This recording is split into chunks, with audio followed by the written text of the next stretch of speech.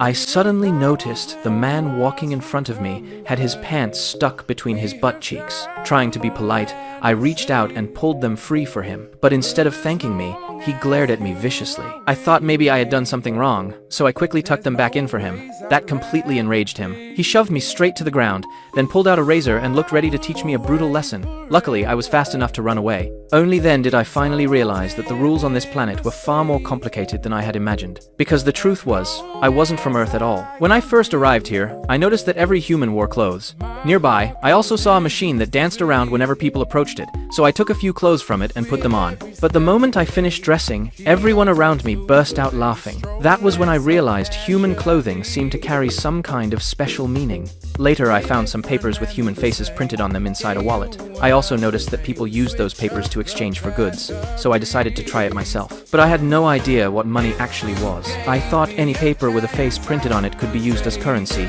so I collected a huge pile of posters with faces on them and brought them to a street vendor. I handed him one of the posters, but he gave me nothing in return. Then I handed him a stamp with a portrait printed on it. The way he looked at me was like I was a complete idiot. Finally, I pulled out real money, and only then did he hand me the item I wanted. At that moment, I finally understood that only actual money could be exchanged for goods. So whenever I ran out of money, I would return to that dancing machine and keep taking more. Sometimes, while walking down the street, people would even stand by the roadside and voluntarily hand me money. Ever since landing on Earth, my only wish had been to find a way back home.